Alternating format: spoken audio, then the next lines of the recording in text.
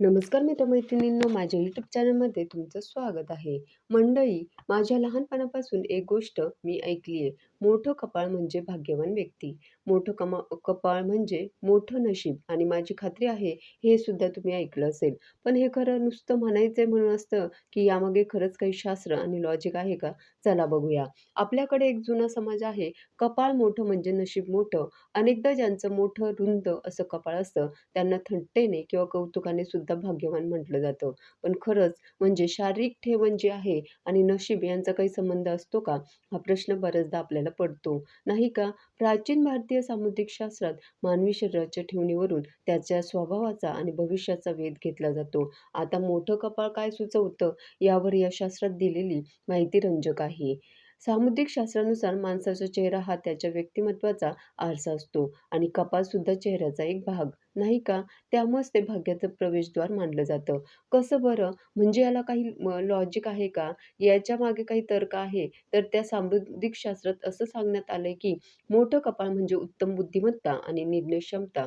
ज्या व्यक्तीचं कपाळ रुंद आणि मोठं असतं, त्यांच्याकडे विलक्षण बुद्धिमत्ता असते, असं शास्त्र सांगतं. अशा व्यक्ती केवळ स्वप्न पाहत नाही, तर ती प्रत्यक्षात उतरवण्यासाठी लागणारं नियोजन आणि संयम सुद्धा त्यांच्याकडे असतो. कपाळाचा मोठेपणा हा त्यांच्या बौद्धिक विस्ताराचे प्रतीक मानला जातो. आणखी एक महत्त्वाची गोष्ट त्या शास्त्रात सांगितली गेली आहे, ती म्हणजे रुंद कपाळ असलेल्या व्यक्तींना समाजात प्रतिष्ठा मिळते. आता अर्थात त्यांची जर निर्णय क्षमता चांगली आहे, बुद्धिमत्ता चांगली आहे, ते योग्य निर्णय घेतात, तर ते नक्कीच चांगल्या गोष्टी त्यांच्या आयुष्यात करणार आणि चांगल्या गोष्टी त्यांनी त्यांच्या आयुष्यात केल्या म्हणजे त्यांना सामाजिक प्रतिष्ठाही मिळणार. अशा व्यक्ती नेतृत्व गुणांनी युक्त असतात. त्यांचे विचार स्पष्ट असतात. त्यामुळे लोकं त्यांच्याकडे मार्गदर्शनासाठी येतात. सरकारी नोकरी किंवा राजकारण अशा ठिकाणी अशा व्यक्तींना मोठे यश मिळण्याची शक्यता असते. असं सुद्धा त्या सामुद्रिक शास्त्रामध्ये नमूद करण्यात आलंय. आता महत्त्वाचा मुद्दा तो म्हणजे आपण भाग्यवान व्यक्ती कशावरनं म्हणतो? व्यक्तीकडे धन असेल, पैसा असेल, तर आपण म्हणतो की ती व्यक्ती भाग्यवान आहे. बरोबर? असं मानलं जातं की ज्यांचं कपाळ वरच्या बाजूला थोडंसं फुगीर किंवा चमकणारं तेजस्वी ज्याला आपण म्हणू शकतो, असं असतं. त्यांच्याकडे धनाचा ओघ चांगला राहतो. त्यांना वारसा हक्काने मालमत्ता मिळण्याची किंवा स्वतःच्या कष्टानेही लोकसाम्राज्य उभं करण्याची सुद्धा शक्यता असते. तशी संधी त्यांना मिळते. कपाळ मोठं केवळ मोठं असून चालत नाही बरं का, तर त्यावर असणाऱ्या रेषाही बरंच काही सांगतात. 2 स्पष्ट रेषा दीर्घायुष्य आणि यश दर्शवतात. कपाळावर जर 3 स्पष्ट रेषा असतील, तर आर्थिक स्थैर्य आणि सुख-समृद्धीचे लक्षण मानलं जातं.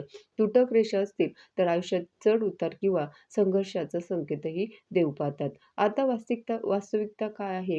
या सगळ्यामागची सामुद्रिक शास्त्र ही एक प्राचीन विद्या आहे. पण याचा अर्थ असा नाही, की ज्याचं कपाळ लहान आहे ते भाग्यवान नसतात. प्रयत्ने वाळूचे कण रगडितात तेलही गळे या युक्तीप्रमाणे तुमचं कर्म आणि मेहनत हेच तुमचं खरं नशीब घडवतं. मोठं-मोठं कपाळ हे सकारात्मक ऊर्जेचं प्रतीक मानलं जातं, पण त्याला कष्टाची जोड असणं तितकंच आवश्यक आहे.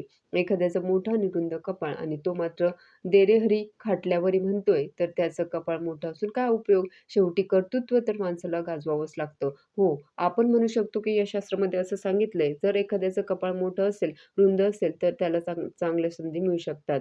बाबा, पण त्या संधीचा तो फायदा करून घेणार आहे की नाही? संधी दवडून टाकणार आहे का?